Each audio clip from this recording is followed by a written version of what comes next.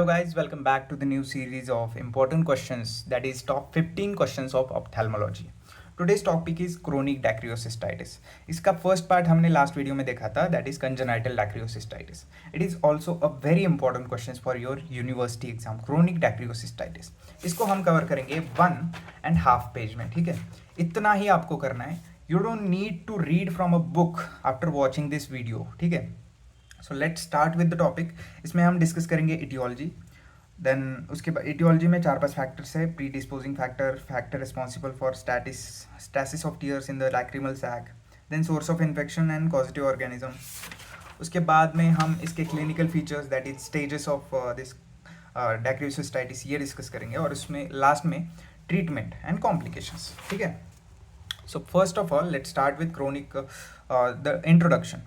It is most common than acute dacryocystitis.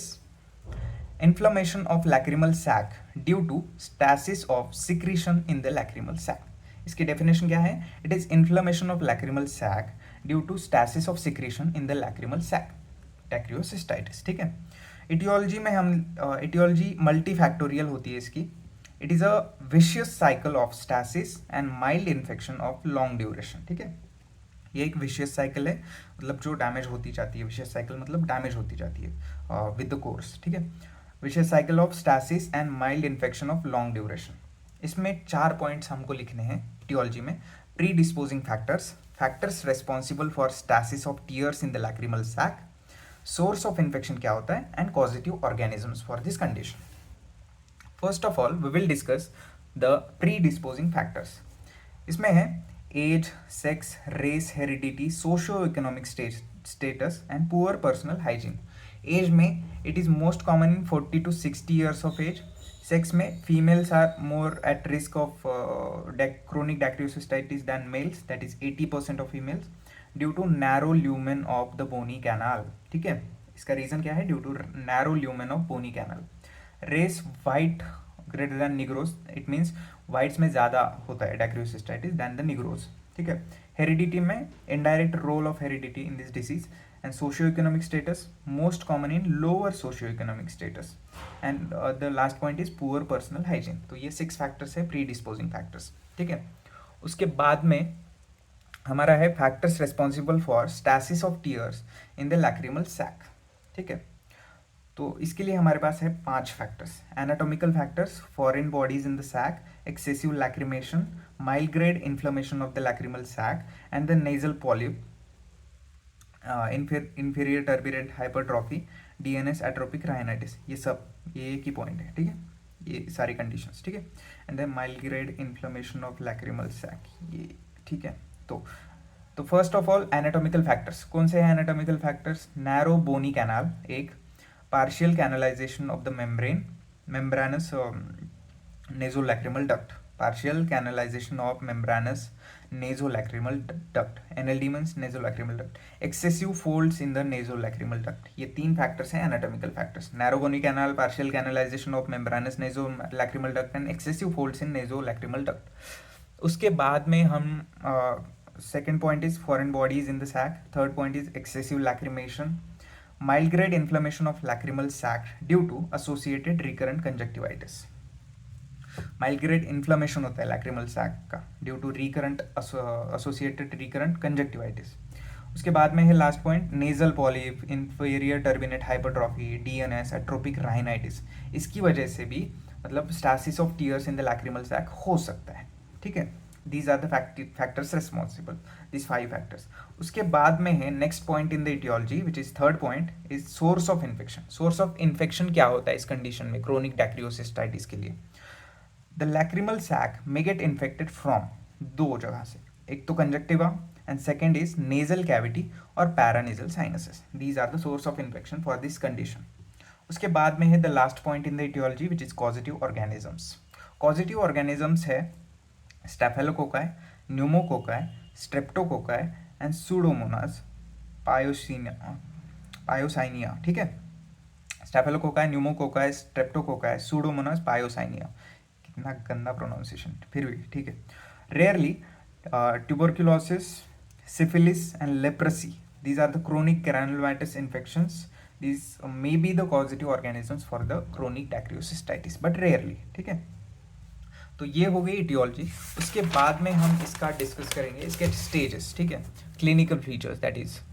तो clinical features में 4 stages है, 4 stages, ठीक है। तो इसके लिए हमारे पास ट्रिक है, मतलब स्टेजेस याद रखने के लिए। Qatar lax super fighters, Qatar lax super fighters.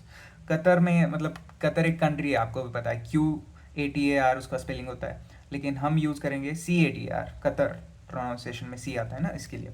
तो Qatar lax super fighters. First stage is C, Qatar for chronic catarrhal dacryocystitis, Qatar for catarrhal dacryocystitis.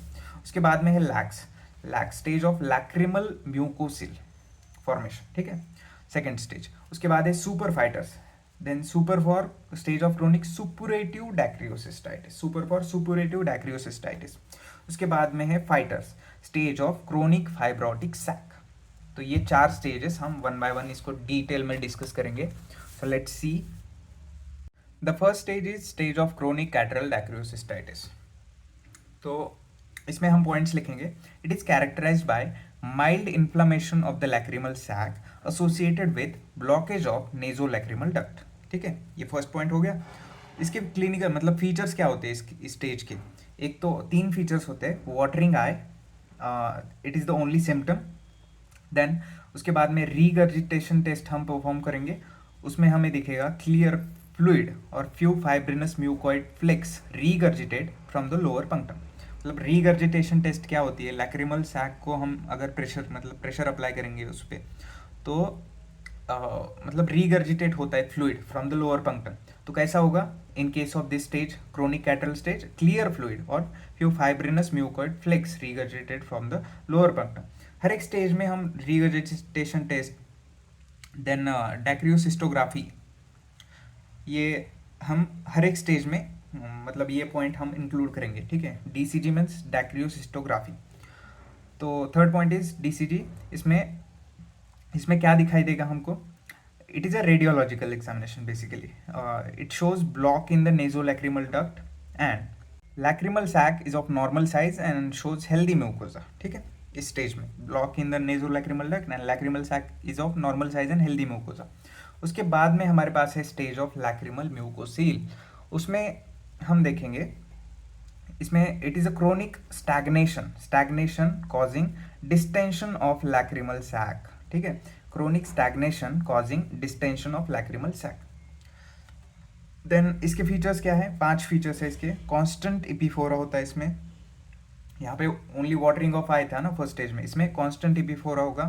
Then swelling just below the inner canthus, ठीक है। उसके बाद में regurgitation test क्या show करेगा? इसमें milky gelatinous mucoid fluid on pressing और swelling, on pressing the swelling, ठीक है। यहाँ पे क्लियर फ्लूइड था, क्लियर और फ्यू फाइब्रिनस म्यूकॉइड फ्लेक्स थे। यहाँ पे क्या रहेगा? मिल्की और gelatinous mucoid fluid on pressing the swelling, ये रीगर्जिटेट करेगा। उसके बाद में है DCG, दैट इज डैक्रियोसिस्टोग्राफी। उसमें हमें क्या दिखाई देगा?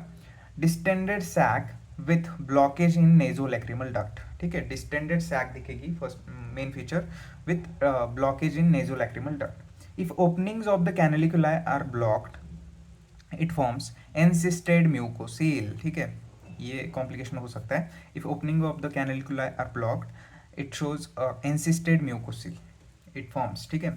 Now the third stage is stage of chronic suppurative dacryocystitis. Pyogenic infection की वजह से म्यूकॉइड डिस्चार्ज प्यूरुलेंट में कन्वर्जन होगा और म्यूकोसील का कन्वर्जन होगा पायोसील में, ठीक है।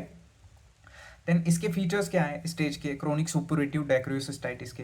फर्स्ट ऑफ ऑल इपीफोरा, मतलब वाटरिंग ऑफ आइज तो हो गई। उसके बाद में है रिकरेंट कंजक्टिवाइटिस, ये फीचर है। Swelling at the inner canthus, ये तो सेम ही फीचर है। Then third feature is mild erythema of overlying skin. उसके बाद में रीगर्जिटेशन टेस्ट इस स्टेज में क्या शो करेगा? फ्रैंक प्यूरुलेंट डिस्चार्ज, ठीक है। फर्स्ट में क्या था? Clear fluid. सेकंड में क्या था? मिल्की और जिलेटिनस म्यूकॉइड फ्लूइड, और इसमें फ्रैंक प्यूरुलेंट डिस्चार्ज रहेगा। And if the openings of the canaliculi are blocked it it lead to the formation of encysted pyocele, ठीक है। तो ये पॉइंट्स आपको लिखने हैं। उसके बाद में है the last stage of chronic fibrotic sac. Low grade repeated infections for prolonged period lead to small fibrotic sac due to thickening of the mucosa. ये पॉइंट मतलब क्यों आती है fibrotic sac? Low grade repeated infection for prolonged period lead to small fibrotic sac due to thickening of the mucosa. ठीक है, इसके दो ही फीचर्स है, परसिस्टेंट एपिफोरा एंड डिस्चार्ज। ठीक है, stage of fibrotic chronic fibrotic sac.